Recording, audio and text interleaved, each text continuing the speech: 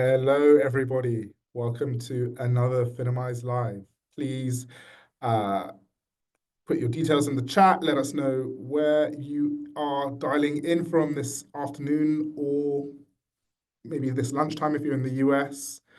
Let us know where you are and say hi to everyone else. We'll start in a couple of minutes.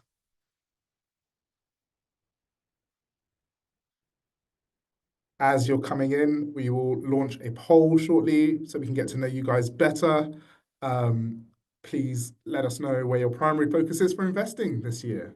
That will help us shape the conversation and other conversations to follow.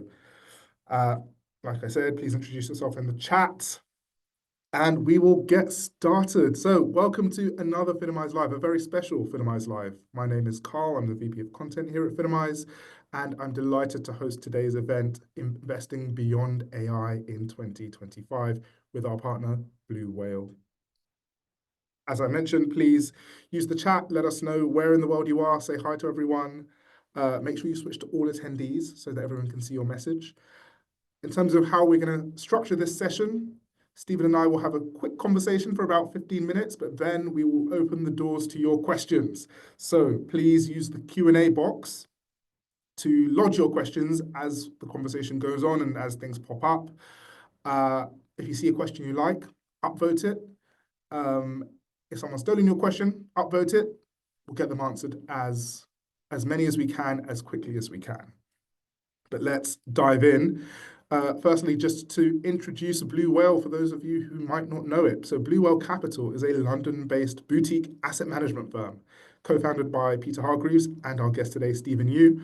The firm is committed to maximizing consistent outperformance. Now, the Blue Whale Growth Fund is the firm's flagship strategy, launched back in September 2017. It's a long-only equity fund focused on large cap developed market stocks. Now, the team's approach is high conviction, valuation driven, and the aim is to construct a concentrated portfolio of high quality businesses.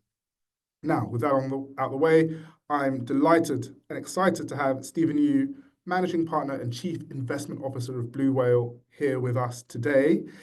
He is an excellent guest to talk about investing beyond AI because last year we had him on the Finimize podcast, where he shared a ton of really valuable insight on how he's thinking about the AI space, where we might be coming to an end of certain elements of AI winners, and he's been ahead of the curve the entire time. So Stephen, Managing Partner, CIO at Blue Whale, previously worked at places like Hargreaves Lansdown, Janus Henderson, Artemis. He's got over 20 years of experience, the perfect guest for this conversation. Stephen, great to have you here. How are you?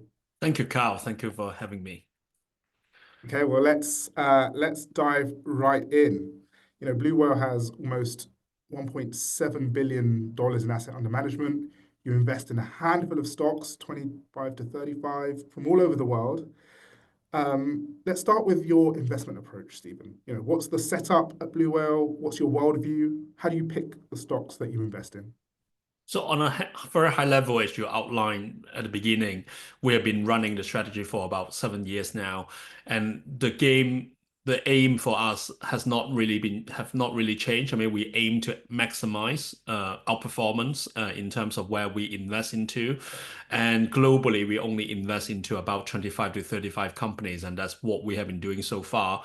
And I think what has been interesting over the last 7 years journey or so is the opportunity set had been very different. Like since we started, we were heavily exposed to digital transformation names such as e-commerce, digital payments, digital advertising, cloud software.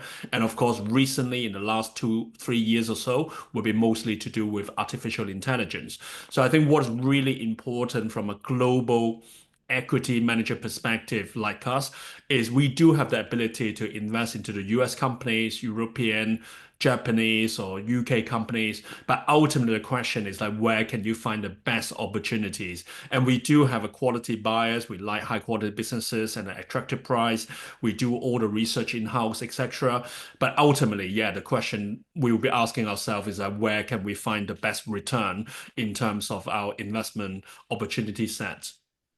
Absolutely. And I guess one question that I had when we first spoke last year that I want to bring to our members this afternoon, this evening, is around the tension between high conviction in your active strategy versus diversification in a more passive strategy. And I guess how do you think about that tension? Because if you've got really high conviction, is there a tension between picking stocks versus the received wisdom that you should be more diversified? So I think if you follow Warren Buffett or Charlie Munger, they probably have mentioned that they would probably prefer to have all eggs in one basket, just in terms of they do understand their business really, really well, right? In terms of Berkshire, in terms of how Warren Buffett manages his own money. And then for us, I mean, equally, we have done a lot of work behind the scene in terms of every investment that we would make in the fund.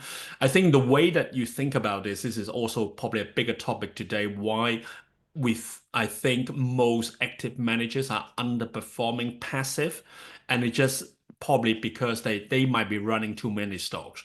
I think typically when you look at the MSCI World Index as a proxy for the world stock market, there are about 1,500 stocks. And a typical long only global funds probably would have 100 stocks. We have about 25.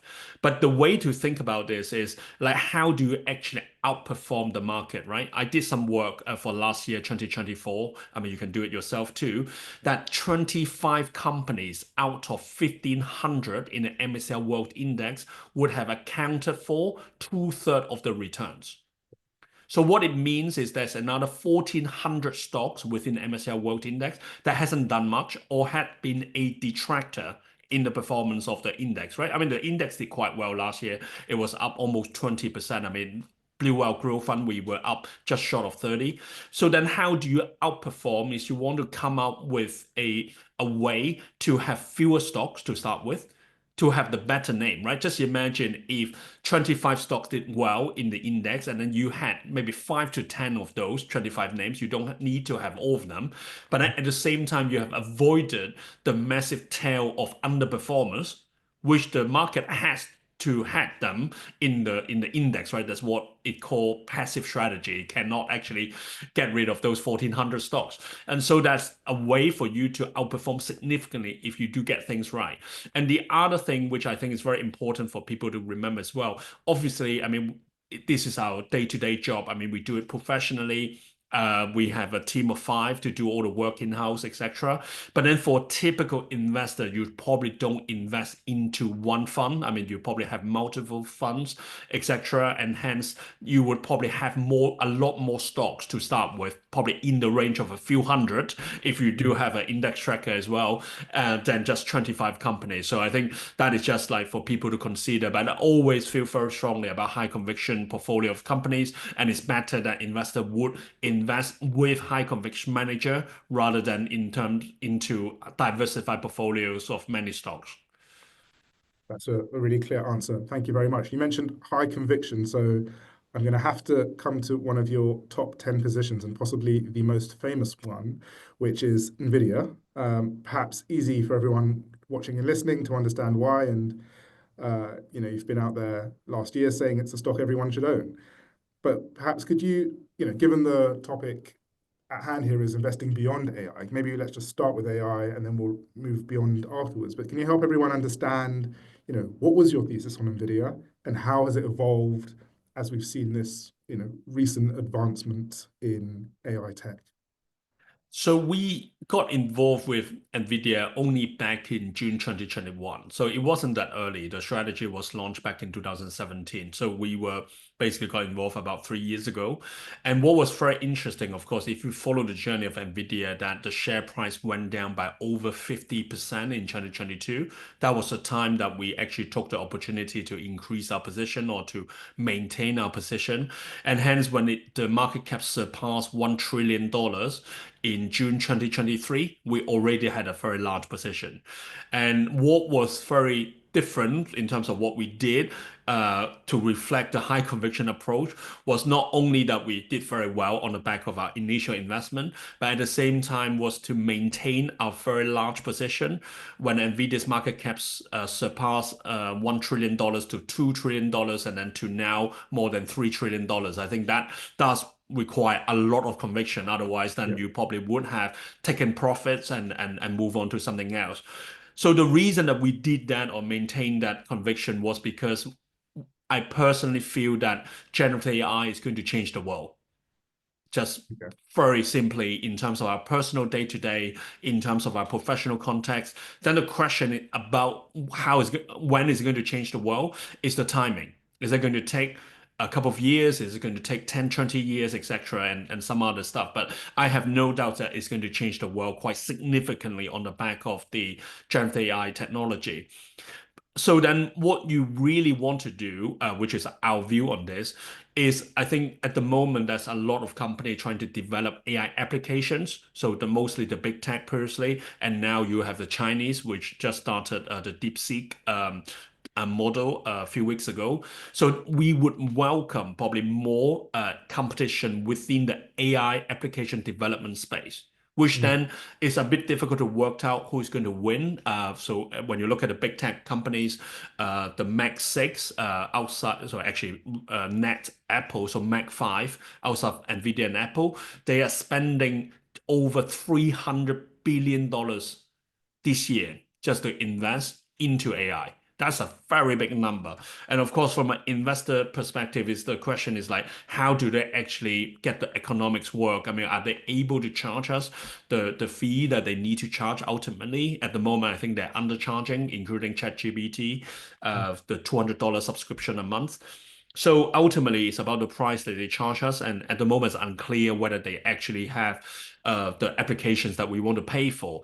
But what DeepSeek has probably introduced to the equation is that's going to be a lot more startup that can come into play. But one thing that's been very clear on the back of that, so using NVIDIA as the core of AI, at the same time Broadcom, which we have a very large position in that provide in-house GPU capability to the big tech, is that you would need to have the GPU compute to train your model to start with. And at the same time, you would need to do the inferencing on the back of what has been trained. And at the same time, you have the continuous feedback in terms of the loop that you have generated some output, and then that's probably not the most robust set of output, and you want to feed it back into the model, and then it kind of relearns by itself. So then all this would require GPU compute. And of course, NVIDIA, just because they have been the pioneer of GPUs since 20 years ago, then they are at the heart of the GPU or AI compute domain, and so which is very important. But the one thing that I would say is that the outperformance potential that you would expect from NVIDIA going forward is going to be a lot lower than what we have experienced in the last 3 years, right? Like we would probably prefer Broadcom a bit more than NVIDIA, but it's not one or the other because you need both, because Broadcom is more for in-house GPU for the big tech. NVIDIA's GPU would be for the mass market, including the startups that's coming in, including DeepSeek, who was trained on NVIDIA GPU, etc. Got you. I want to spend a bit of time on one of the things you mentioned. You talked about sort of the application layer and pricing dynamics being a potential driver. And I guess there's two questions I wanted to spend a bit of time on. One is around Microsoft, which has been an AI winner, granted, but nowhere near as much as NVIDIA. It had been a top 10 holding for you. It's not anymore as far as I can see, in that you've sold down a fair bit. To me, that's worth talking about. First question, can you maybe talk us through the change? Are you implicitly calling the top in terms of the AI application sort of rally without strong pricing? But I guess related to that, we've also seen literally today, reports around Microsoft pulling back some of its data spend, canceling some of its data center contracts. So if that is part of the thesis on Microsoft, or why you've become a bit less constructive, could that turn around relatively quickly if they reel in spending? Yeah, this is a very good and important question just to dissect our view in AI today. So since I look it up, since we had the podcast in October last year, that we have changed our view slightly in terms of where we would prefer to be, which is more to do with AI infrastructure names such as Yep. NVIDIA or Broadcom that could provide GPU compute. And we have become a lot more cautious about company that's spending money investing into AI. So we do share with some commentators that there's a bit of a bubble in terms of the AI spending, right? I just mentioned the $300 billion being spent by the big tech companies. And in particular for Microsoft, which is very special for us because we have had Microsoft in the fund in our top 10 for 7 years consistently from September 17 until August 2024. Wow.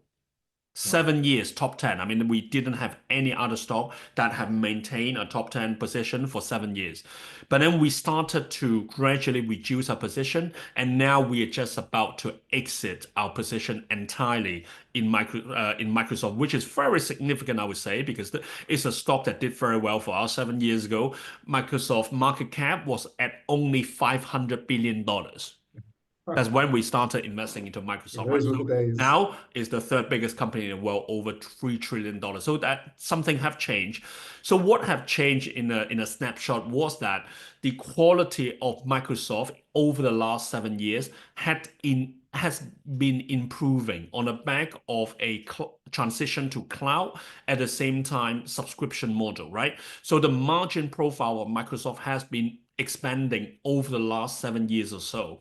And of course, since we're now paying Microsoft, let's say $20 to $30 a month per user, as soon as you stop paying them, you no longer have access to the service, right? Your Yep. Outlook, your PowerPoint, your Excel, and some others.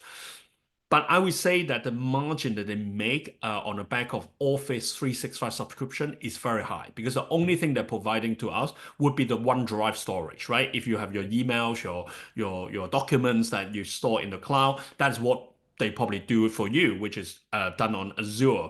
And I would say that probably the cost is not that high. Maybe they would have a margin of like 90% gross margin on that easily. However, on the back of AI, that they started to develop Office 365 Copilot, which is the AI equivalent, a bit of ChatGPT, a bit of automation, a bit of analytics within your Excel or PowerPoint to help you create presentations.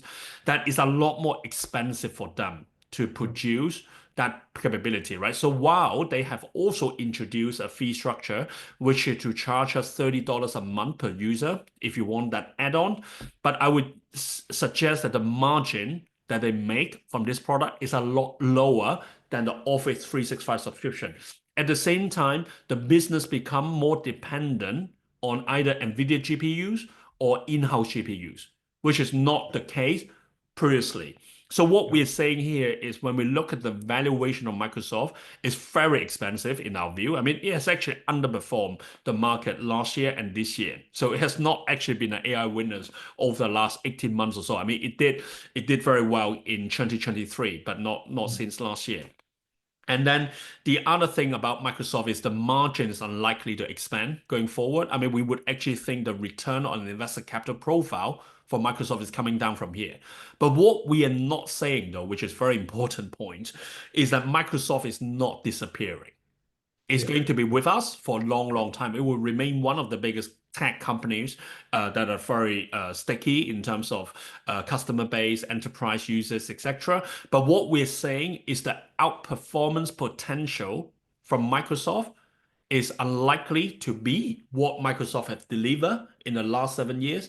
And we probably have other stocks that we think can do a lot better than Got Microsoft. you. And you probably can draw the analogy to Alphabet, maybe Amazon, a bit of Apple as well. And the only Absolutely. winners that we really like is Meta, which I can come back onto just because they have a lot of proprietary data about us, which is over 3 billion users of data through WhatsApp, Instagram, and Facebook.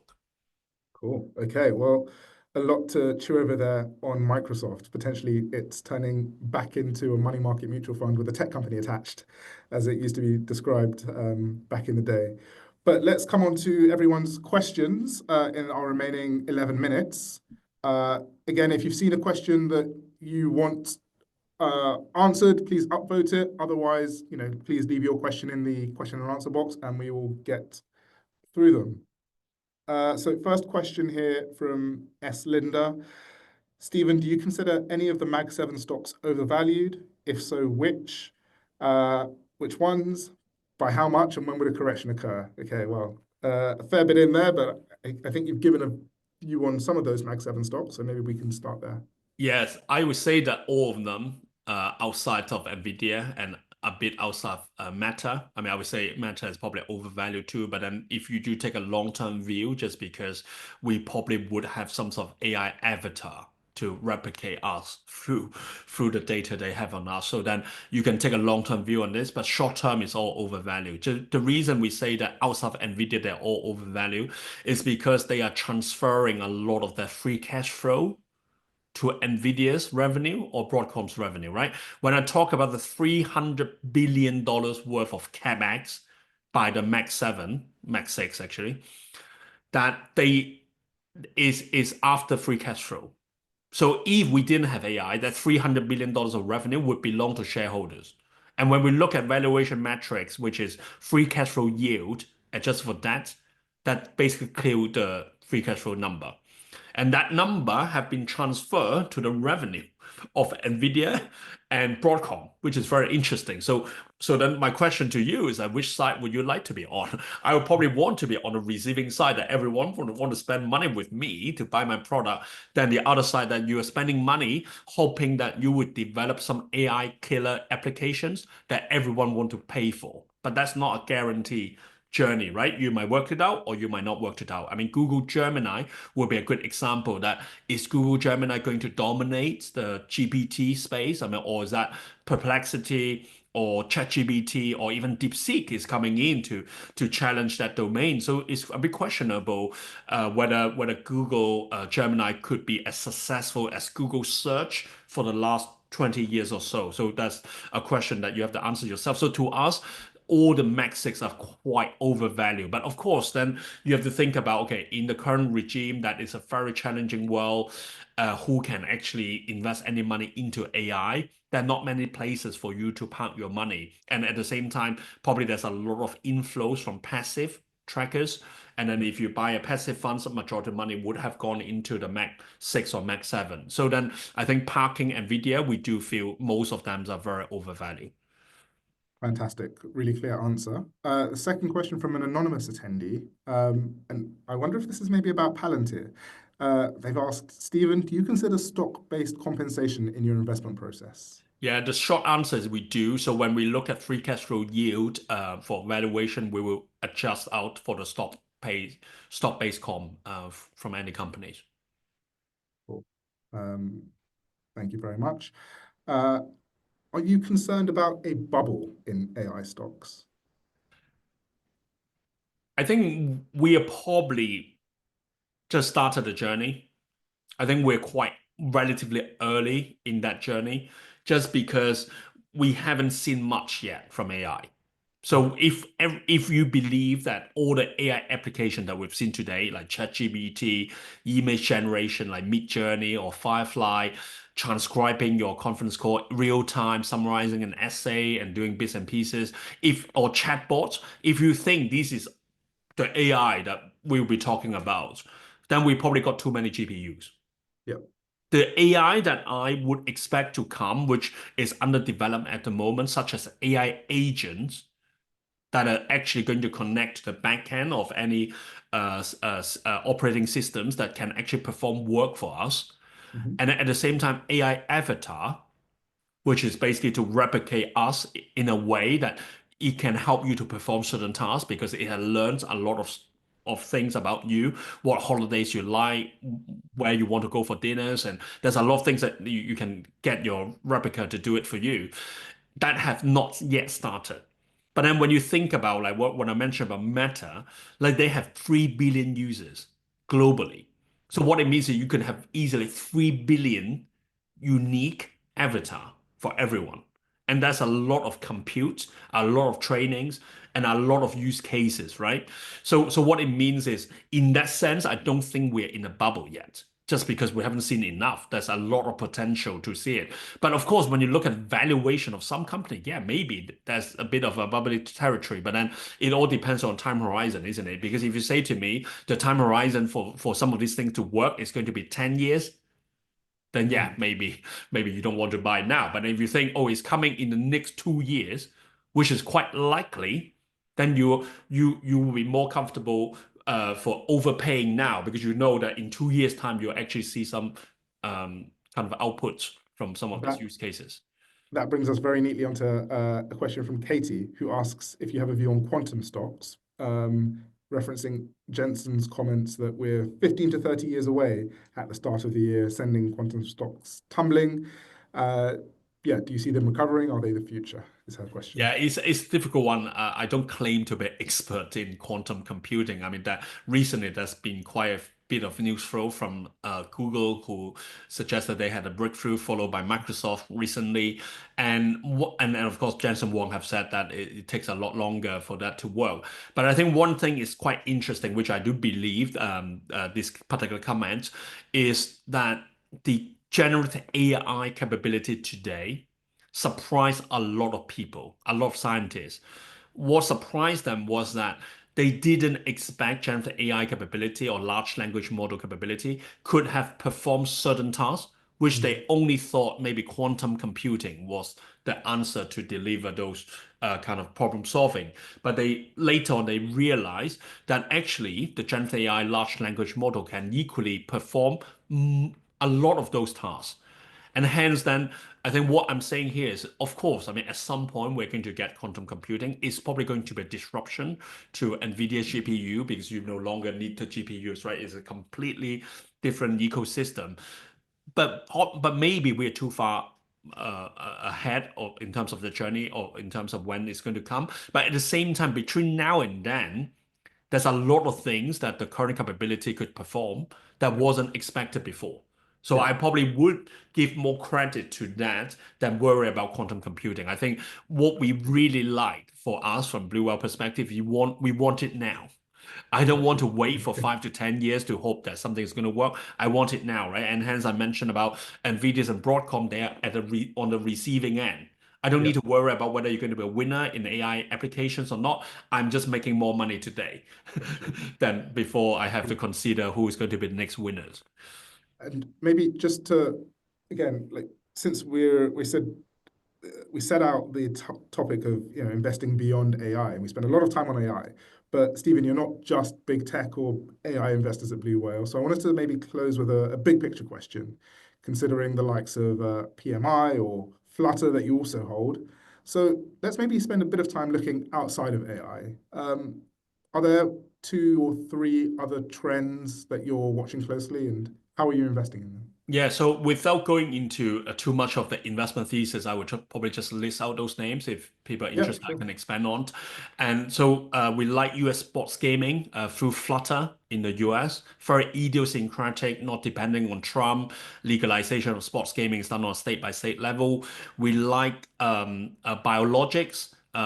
Sartorius, COVID vaccine was done on the back of biologics, and at the same time, with AI, there's going to be more potential for personalized drugs, and Sartorius would be at the heart of that development. And then we also have a defense company called Leonardo, which is very interesting, right? If you follow the dynamics about what Trump is trying to do, is to push Europe to be more independent Yeah. away from, let's say, the US support in terms of military power. So then it makes certain defense company very interesting in Europe. So this is nothing to do with AI. And then we equally like luxury. I mean, if you're thinking maybe the US, the China is going to maybe start to recover, maybe do a bit of quantitative easing or maybe relaxing some of the fiscal discipline, then Yeah. it could help too. And of course, I mean, Philip Morris is one of those stocks which is very interesting that you would think like this company is so boring. But then last year the shares was up almost 35% last Mm. year. And then this year it was already up like over 20%. despite everything that's going on. So in the last 14 months or so, the shares has gone up more than 50% Oh my goodness. in a space that you would think, okay, I need AI Yeah, company to make that, right? And it's done a lot better than your Microsoft, for example. And Philip Morris is one of those pioneers in smoke-free products, which we like too. fantastic. That's perfect on timing. I'm afraid, though, that we have come up on our time today. So, first of all, thank you so much, Stephen, for sharing your thoughts, your insights. Fantastic work you're doing at Blue Whale. Fantastic ideas, as always. To everybody watching, please take a couple of minutes on your way out of the Zoom to let us know what you thought of today's session and what you'd like to hear more of. Thank you for joining us. Stephen, thanks again. Always a pleasure. Thank you.